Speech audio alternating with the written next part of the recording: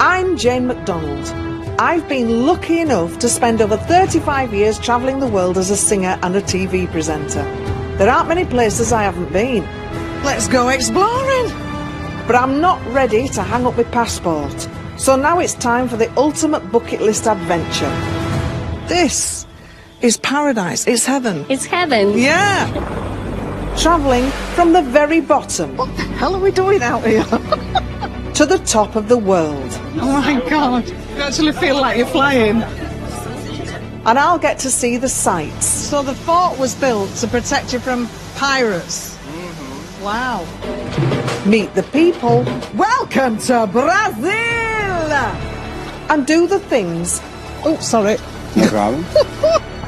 I've only dreamed about. Blimey, that's heavy. It is incredible. That is such a different taste. I'm handsome and I'm good for mating. Yes. That was Yes. very quaffable. Brace yourself. This is Jane McDonald from pole to pole.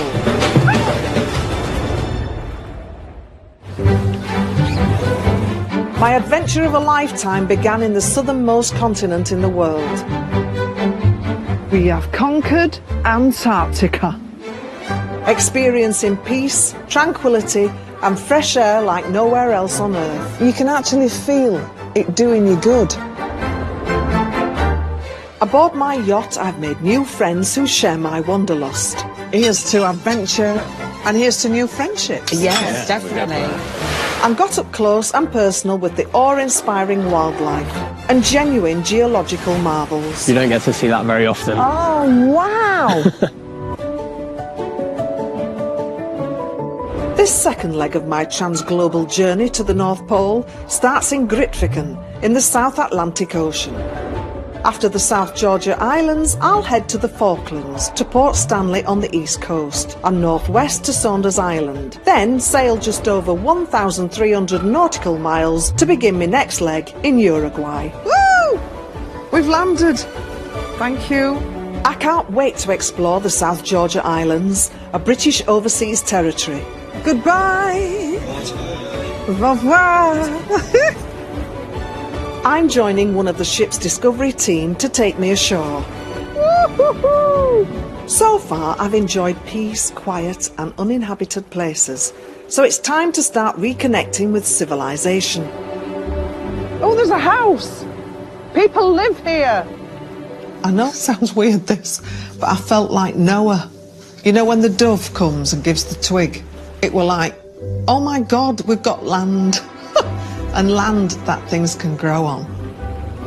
And the first signs of a community so far. But it's not next day delivery here. I want to find out how it feels to live and work in one of the most isolated places on Earth. Morning! Good morning. Good morning, Jane. Okay, let's do this. I'm off to meet one of the people who work at the South Georgia Museum in Grytviken. A remote settlement with just a handful of human inhabitants, who share it with many animals. You must be Deirdre. I am. I am yeah. Jane. Oh, lovely to meet you. Welcome to Grytviken. Thank you. So do you live here? I do, yes. Not all the time, Uh-huh. just for half the year. But yeah, at the moment, this is home. And how many people live here? At the moment, we've got about 30 of us. So that's the museum team. We've got post officers that work here. There's British Antarctic Survey staff. There's government officials. So it's a little bit of a melting pot. And it goes up and down over the summer. At the most, we get to about 40. Uh-huh. Over the winter, there's only 10 of us. Right. The rest of us all go home. Some are warmer or sunnier. Or in my case, Scotland. That's why you're here, isn't it? Because it's very similar. It's an incredibly special place, and I think I often have to sort of pinch myself a little bit when I look out the window and think, God, that's my view. That's what I Yeah. get to see every day when I'm washing the dishes. I get to look out at this, and it's really special. It really is. Been blessed to see many, many places around the world. And not for 1 minute do I take this for granted. But the isolation is quite addictive. It gets under your skin. When you stand so insignificant in the grandeur of a place like this, it's quite humbling. Grytviken is a beautiful place, but it has a dark past.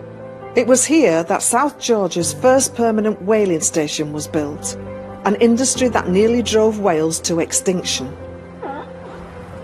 This is all the machinery they would have used to process the whales here at Grytviken. The oil was a really valuable commodity and it was used in a lot of different things. So things like lipstick used to have whale oil in it, margarine, ice cream, all had whale oil once upon a time.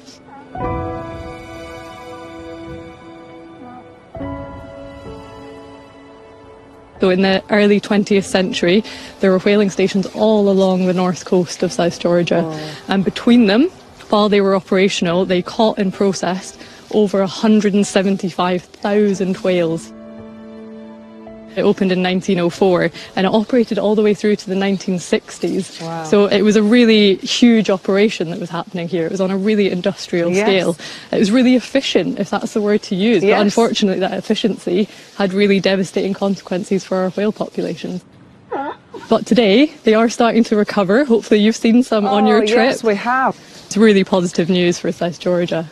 I'm so pleased that people are now more aware of where everything comes from. Yeah, absolutely. I completely agree. I think people are becoming much more conscious about what they consume. Gosh, all for a bit of lipstick. Don't even comprehend, does it? Yeah, but you know, we learned to find replacements or other things or synthetic alternatives that we could use instead of whale oil, and thank goodness for that we can now allow them to try and recover and get those population numbers back up again. During the height of the whaling industry, Grytviken boasted a cinema, football pitch and a Norwegian church, built by the whalers in 1913, which still stands to this day. Is it quite lonely out here? It's almost the opposite. It's people going out for hikes or holding ping pong tournaments, or we hold a half marathon every year. There's no way to be bored. There's no way to be lonely. There's always people around. There's always something to do. Right. You're going to be inundated with people wanting to come here now. Yeah, well, they're very welcome to apply. We recruit for 2 people every season. Do you maybe fancy it yourself? You could come down and join us next year. Well, you never know. I mean, if this doesn't take off, I might be giving you a call. One very famous funeral held at the church was for renowned explorer Ernest Shackleton, who died of a heart attack in 1922 on board his ship Quest, while it was anchored off South Georgia. There's a bar. That's right. I've asked Discovery Guide Sasha to tell me more about his story. We are going to raise a toast for him. What a great idea! To toast the man himself with a bit of Irish whiskey and hot chocolate. If you are ready, let's come with me to the grave itself. Fabulous. Shackleton was laid to rest in this small burial ground in a place that honours his adventurous spirit. So he's here. One of the greatest explorers in the history, I would say. And was buried here, and the funeral service was held in the church. So he died where he wanted to be. Where he wanted to be. Which is lovely. This is the only grave here which is facing south. Right. The place where he always wanted to go, as far south as possible. Always the goal to Antarctica. Wow. Well, here's to you, Ernest Henry Shackleton. Thanks for being an explorer and bringing us to this amazing place. Cheers. Coming up, I have an audience with wildlife royalty when I meet thousands of king penguins. Whoa, look at this. And I get to savour a British favourite with a Falkland Islands twist. Is there just us two? It is just us two. All this food just for us. I know.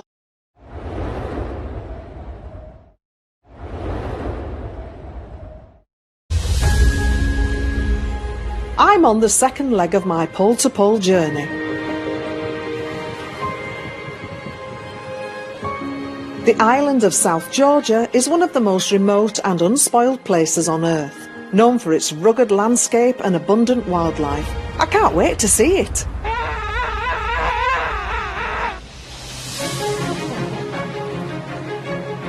Good morning. Thank you. I've a rather special appointment to keep with nature's royalty. And a very good morning to you. With around 450,000 breeding pairs, the island is home to the world's largest population of king penguins. Oh, wow. It's quite emotional, and I know that sounds a bit strange, but this is nature at its finest. And when you don't see buildings, trees, people, you just see the wildlife in its own world, and you're given a glimpse into that. That is pretty special. Me and me mates!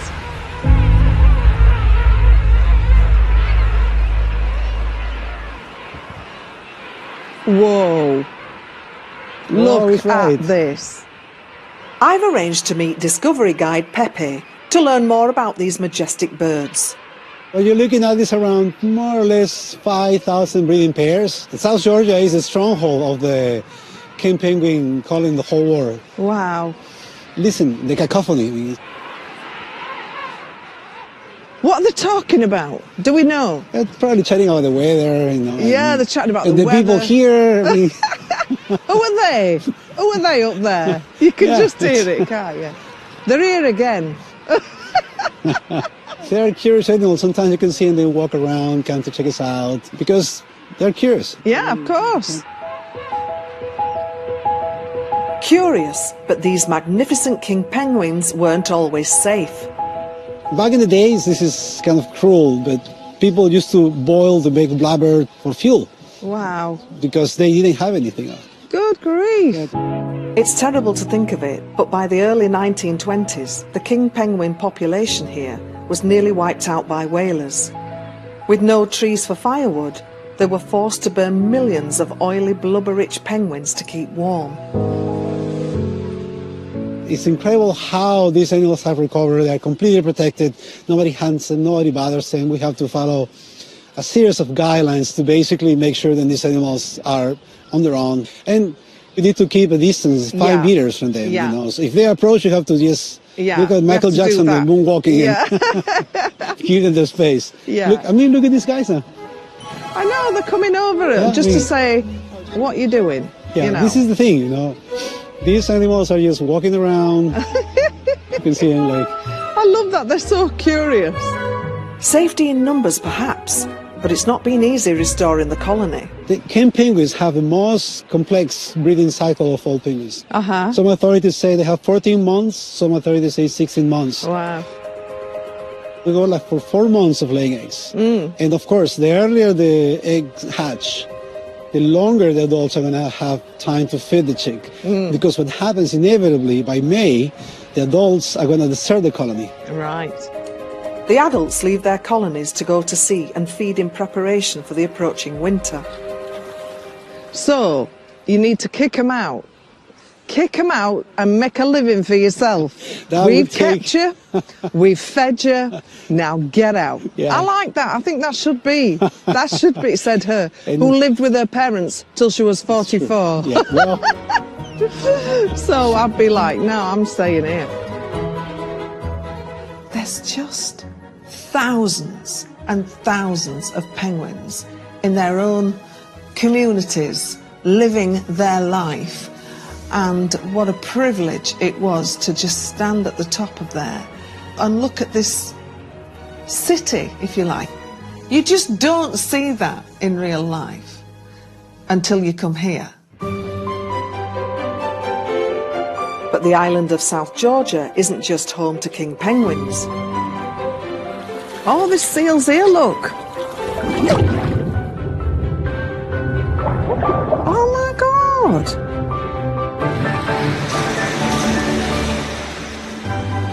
Before we sail on to the Falklands, the ship is making one last stop at Jason Harbour. Gosh, it's gorgeous here. I can't tell you how excited I am. Yeah, it is really an impressive place. It's such a concentration of wildlife. And I've spotted a little face in the bushes, checking out the newcomer in town. This tassa grass is endemic from the island, and it's such a crucial habitat for this island, of which you will have animals like elephant seals or fur seals. I never expected seals to live in grass. I don't know why. I don't even know where seals live. It's like Hobbitville. Exactly. You find some other kind of creature there. Yeah. It's like generations of seals all living together. They try and kick the kids out, but it's not happening. They find their way back. I don't care what species it is. If it's a baby, it's cute. Yeah, it's true. It was just great to see these little towns of seals. I never expected in a million years that that's where they would live. So, listen, I've noticed that there's a hut there. Yes, the hut is part of the original group from Carlton Larsen. They came to do the whaling back in the days. It's now a historic site. So it's this way, yeah? Yeah. Built in 1911, the refuge was used for mail deliveries to and from the different whaling stations on the island.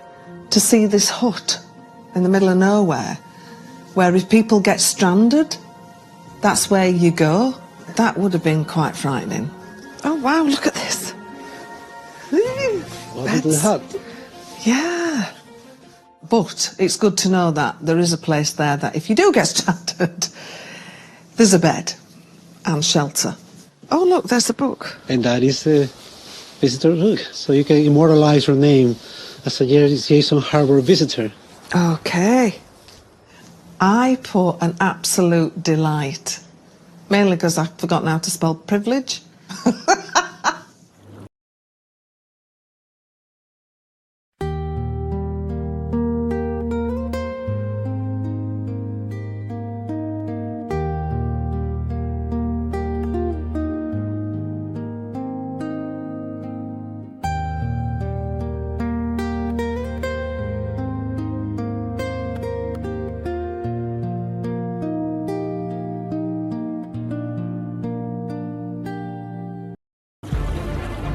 I'm lucky to have spent as long as I have here, but my exploration of Jason Harbour has been cut short. I've been called back to the ship, Scenic Eclipse, by my captain. So, I'll be moving on to the Falklands sooner than I thought. Tonight forecast is the weather to increase a bit. We will have some winds up to 45 knots and some swell up to 3 meters, so could be a bit choppy night. Severe weather warnings certainly keep things exciting on my pole-to-pole journey.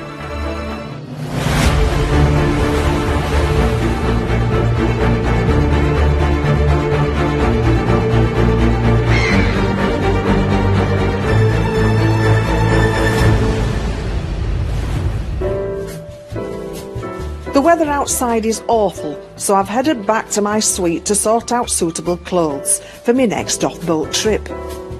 It is absolutely freezing. I've got a base wear on, and these are so great to have. In fact, I'll let you into a secret. I put one of these on, instead of turning heating up at home because I'm a bit tight, I actually put this fleecy base wear on under a jumper, and I'm warm nearly all day. These are thermal socks, and I've got base wear socks. Nothing matches, but who cares? These are waterproofs, so that your base wear don't get wet.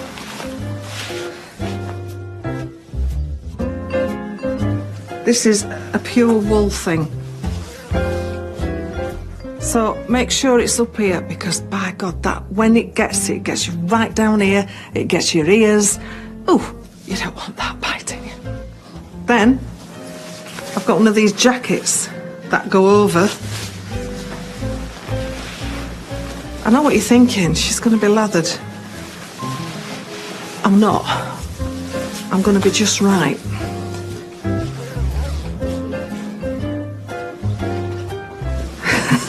Then the big ski suit on top of this.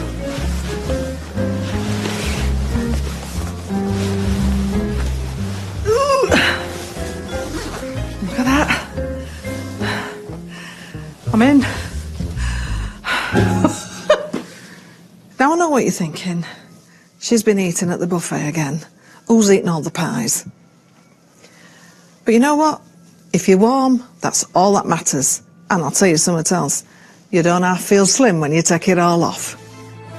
Coming up, my warm clothes come in handy 778 nautical miles northwest in the Falkland Islands. It's a bit like Skegness on a bad day. But I take shelter in a tea shop in Port Stanley. Oh, wow. That is such a different taste.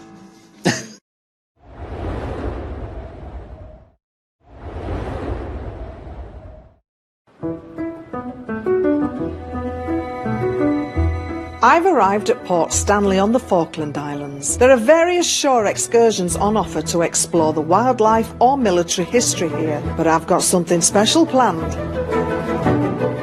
The Falklands are a British overseas territory in the Atlantic Ocean. Its population of around 3,500 is spread thinly over 5,000 square miles.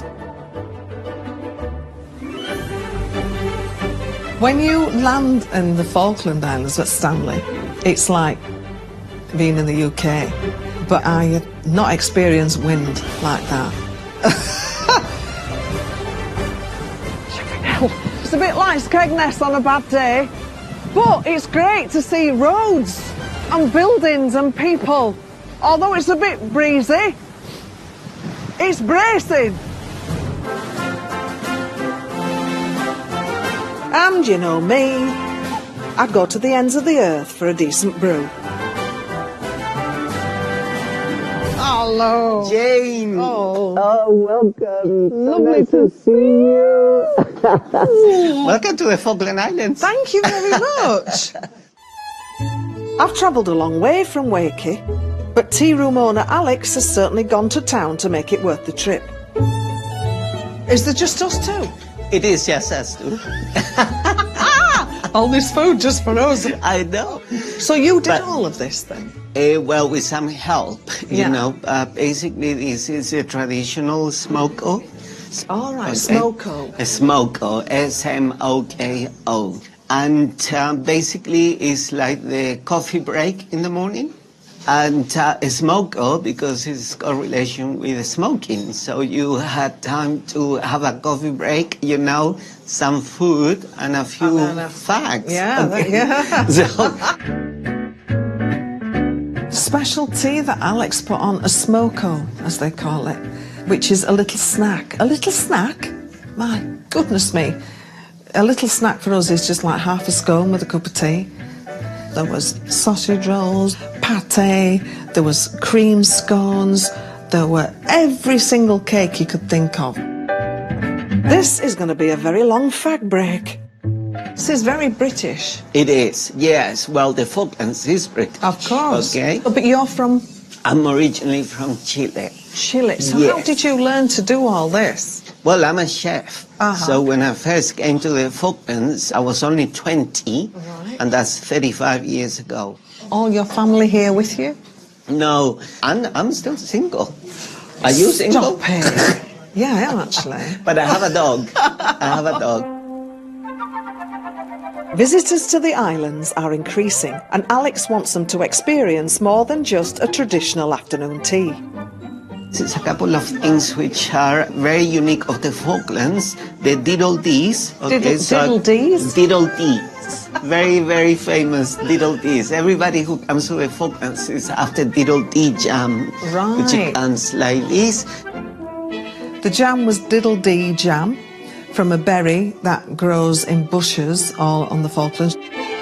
And then the other thing is tea berries. Tea Okay, berries. yeah. They taste like vanilla a little bit. They're really delicious, very fragrant. That's so different to anything else, isn't it? Yeah. It was a tea berry, which was such a unique taste that I'd never tasted before. Like a vanilla with, I would say, a slight lavender fragrance to it. I also got you some upland goose pate. You can try them with some cheese cones. And these ones are fruit scones filled with wild Falkland strawberry jam. I love it. Do you? This And is they- your favourite, is it? Yeah. I like the goose pate because it's a bit like gamey flavor, but not that strong, you know. Oh, wow. That is such a different taste. Yeah. I don't even know what it tastes like. That's unique. I've never tasted anything quite like that. Yeah. Alex moved and learnt every English way of baking, cooking. Oh, and the empanadas. You have to try an empanada. Oh, there's a bit of chili coming in it. Well, South American, you know. Yeah? I've got to have one of these, haven't I? And then threw in a little Chilean empanada as well, which was delicious. I thought it tasted like a Cornish pasty. Where is home for you now? Do you think you'll stay here forever? Yeah, this is my home. Yeah? You know, I can't think of anywhere else. Oh. And I don't speak very good Spanish anymore. Don't you? Well, there you go then. Well, you have to stay here then. So, yeah. I think the island wouldn't let you leave now. No, I don't think that they will let me leave now. Cheers, Alex. Cheers. And thank you so much for a lovely smoko. Oh, thank you so much. I'm so glad you enjoyed it. All the best. Hope to see you again. Absolutely. I've made a friend for life in Alex, and I'm about to make more friends. Christchurch Cathedral was opened in 1892 and has been welcoming both islanders and visitors ever since. Bella mama, yeah. The British Armed Forces have had a presence on these islands since the Falklands War in 1982. I'd read that there was a military wives choir here, the most southerly in the world, so I got in touch. Bella mama, yeah. Hi, I'm Jane. Ali, nice to meet you. Ali, lovely to meet you. Joe, nice to meet you. Jane, nice to meet you. Should we sit down and have a chat? Yeah, that'd be lovely. All right, after you. Thanks. The choir here is part of an international network of 70 choirs worldwide, open to all women who have a military connection. Their mission is to sing, share and support. I feel like singing is just so good for the soul. Is that how you feel? Yeah. The choir is like a beacon of light, sorry to pardon the pun. No, but I'll get you. Really helped me find friends and people that understand the situations that we're in. Yeah, it's more than singing. It must be quite difficult, and you have to be a certain type of person to be a military wife. It comes with its challenges. We're a long way from family. We move, and so you arrive somewhere new and you don't know anyone necessarily. But that's what choir's always been for me. You meet people that you get on with, that you have this thing in common, and singing just brings so much joy. It's good for you, it's good for the people you do it with. It's just a really lovely way to spend time. It's a choir first, but actually it's not. It's a friendship of sisterhood, because the choir seem to have this magic way of lifting them when they're singing and then hugging them when they need it. You've only been here quite a short time, really, haven't you? Since May last year. Yeah, so it's still adapting. Early days. Yeah. And how long are you going to be here? It depends when my husband retires. And where would you go back to? The UK? Yeah, he's Navy, so he's normally on a ship for 6 months. Yeah. So you used to be in sort of apart all the time. Yeah. And now you're together on a remote island. Yeah. We're all together though. We've got the dogs and we've got each other. And what are the pluses for living in the Falklands? We've got small children, so like bringing them here and getting them to see penguins and whales and things that in the UK you just don't get a chance to see. Yeah, and it's very safe here, isn't it? Unbelievably. My 3-year-old has so much freedom that he will be baffled when we get back to the UK. So you can let them go out like we used to as kids, you know, with a jam butty. Off you go, we'll see you at tea time. No one locks their front door and no one puts their keys away. The keys are always in the car. I shouldn't advertise that, should I? Give the police something to do. Yeah. The Falklands to me feels like England used to be 50 years ago.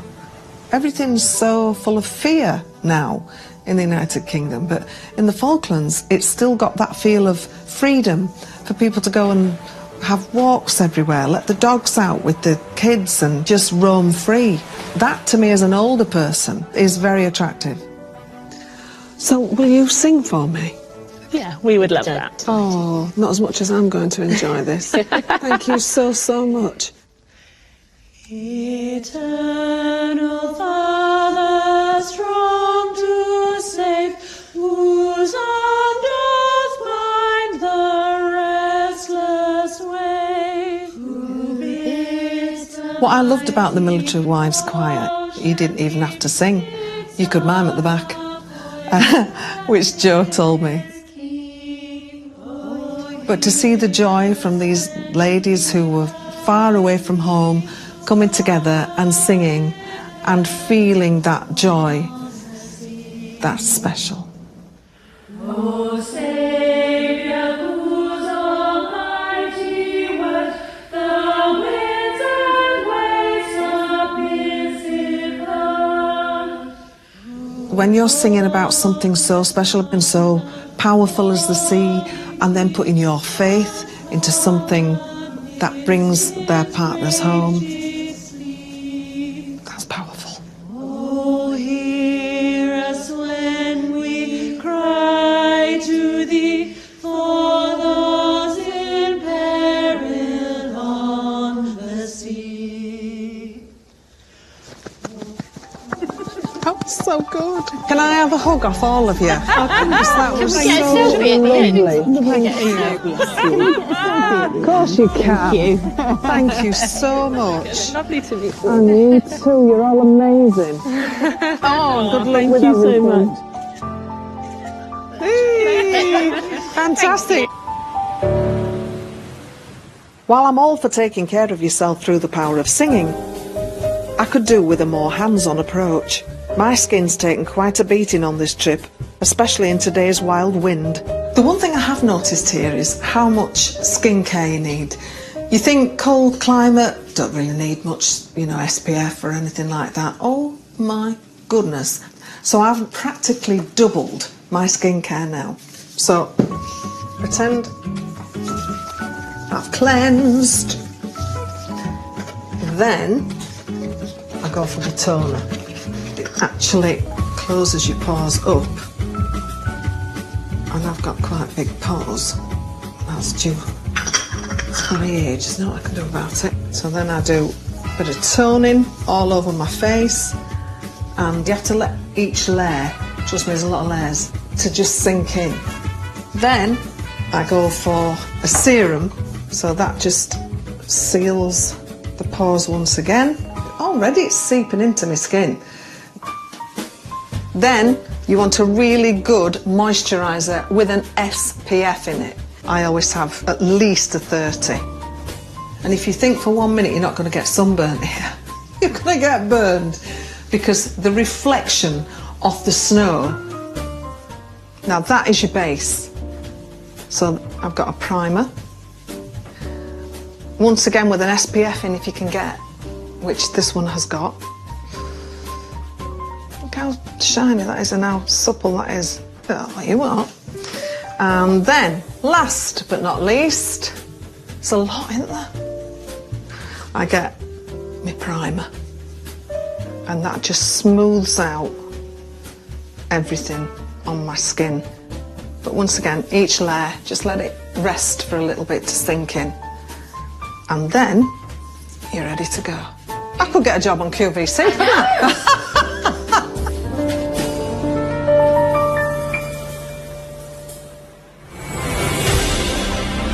That's me, ready to face the elements. Everyone ready? Yeah. Buckled up. All right, cool. Because I fancy one more island visit on the Falklands before I journey north to Uruguay.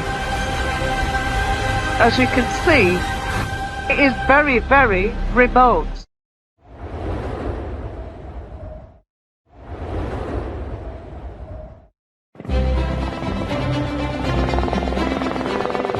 Travelling from pole to pole, I'm inevitably meeting people who live in some of the most isolated places on Earth. And that takes a bit more than simply hopping on a bus or taking a taxi. I'm on my way to an island called Saunders, and it's in a remote part of the Falklands. It's owned by one family, and I'm meeting Louise today. There's 5 of them live on the island, and a lot of sheep. But I'm very excited about meeting Louise and hearing her story. It's just beautiful, isn't it? Look at that! Louisa's family have been sheep farmers on Saunders Island for generations. Ah, that should do. Good. Okay. Thank you so much, Pascal. Hello. Welcome to Saunders Island. Thank you so much. That's all right. No So problem. good to see you. Hello. Sadie. Sadie. Hi, Sadie. How are you, baby? Yes. Sadie earns her crust helping to herd the thousands of sheep on the farm. So tell me, what's your story? So my family's been here for just over 70 years. So my grandfather moved here in 1949 as manager of the island. Saunders Island was home to the first British settlement in the Falklands in the 18th century. Louisa's grandfather bought it in 1987, and for the family, owning an island comes with a lot of hard work. It's a different way of life. Tough one. Yeah, it's unique, very special, but I think a lot of people these days farm because of the lifestyle. It's not because of the making a living to a certain extent. Farmers, tough, up at the crack of dawn, looking after animals, shearing 5,000 sheep, all one family. And you think, how do you cope with that? I can't imagine doing anything different. Oh, well, that's good to know. Yeah. You sound like you feel blessed that you've got this. Yeah, I think so. It is very special, yeah. It is, yeah. She was so happy and so contented. And I've realised that being alone is different to being lonely. They are content with their lives. They're happy where they are. And that's a lesson I've learned. So today we'll do a little bit of sheep work with the dog, just bring the sheep in, hopefully. Yeah. And then we'll go in the shed and have a shearing demonstration. Where did you sell it to? So we shear twice a year, and their wool is pressed into 200 kilo bales, and then it's shipped away to Bradford in the UK. So Whoa, back up the bus a bit there. Bradford? Yeah, it goes to Bradford, yeah. It's literally 7 miles from where I live. Oh, is it? I could take Small it back world, for you, yeah. The farm covers 30,000 acres, so I'm glad we've got a quad bike to see it. Woo! Sorry? Thank you. Oh, hang on. Just a little bit. Yeah, that am I. I don't want to sit on your knee. You're very welcome. Right, go on then. Where do I hang on? To you? You can hang on to me, yeah. That's grand. That's all right. With Louise in the driving seat, we're on the lookout for some sheep. This side. So you have to learn to whistle? Yeah. This side. I'm now getting to an age where I want to do more adventure because I'm still fit enough to do it. I don't want to wait till maybe I can't do it. And this is what this trip is all about. That's amazing. Well done, Sadie. With a maximum of only 5 people living and working on the farm, everyone has to muck in. So this is James, my uncle, who's going to show you do some nice shearing. to meet you, James. So this is where the journey starts to Bradford, is it? Yep, this is where it all starts. And you've been doing this how long? Since I was 14. Quite a few years. Still not very good at it. Almost 40 years. Really? Yeah. Right, well, I'm looking forward to watching what you do. Oh.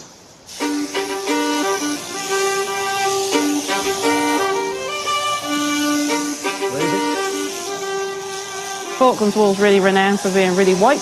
It's clean wool because we haven't got much pollution or anything like that. It is white, isn't it? We bale it up so it's raw wool when it's sent away. We prepare it here and it's classed into different grades. They don't seem to mind either, do they? No, if they're held correctly, they don't mind being shorn at all. Uh-huh.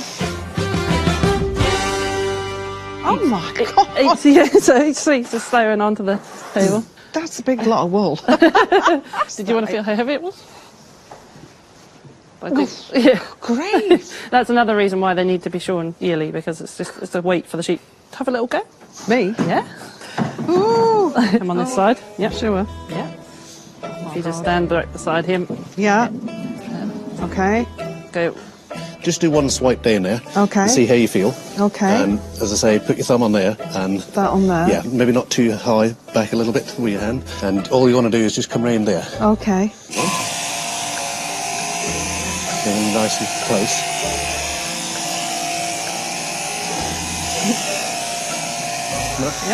Oh, brilliant. What we'll do is... I'll let you do that because I'm ruining the fleece. Sorry, Bradford. Sorry.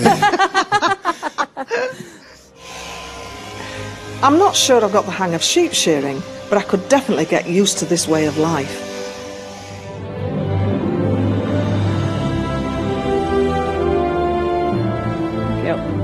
People have always been lovely, but there's something quite special about people who live in the Falklands. Maybe it is that British connection, I have no idea. But I know it has a special place in my heart as the Falklands. Next up, Uruguay, a country full of energy and heat. But for now, it's time to say goodbye to these islands. And I have to admit, I've felt pretty chilled in this part of the world. When the temperature dips, I miss my baby's arms.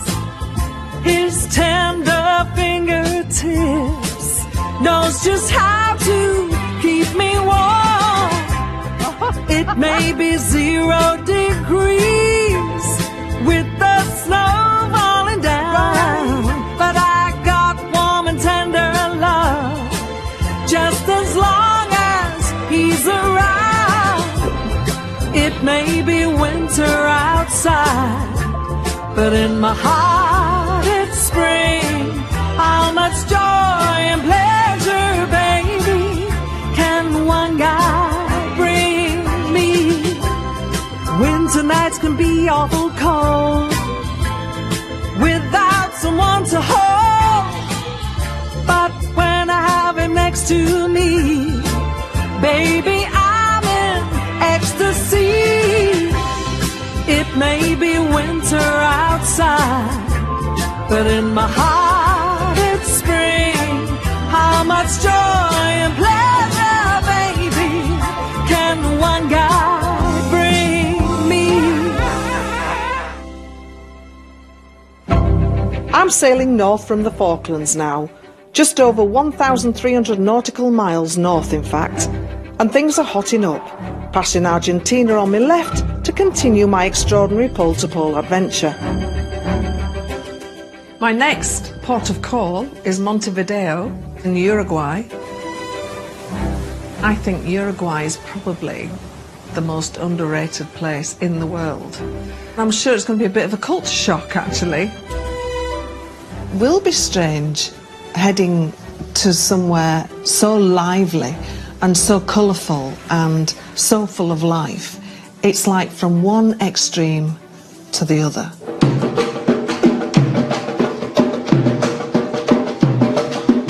I told you, didn't I? Welcome to South America!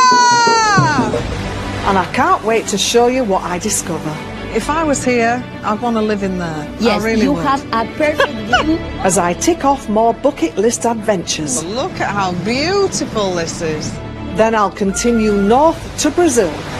Can you see the dolphins? Oh, wow, look. Yeah. Yeah. On my journey of a lifetime. Well done, Jane. This could be my next career.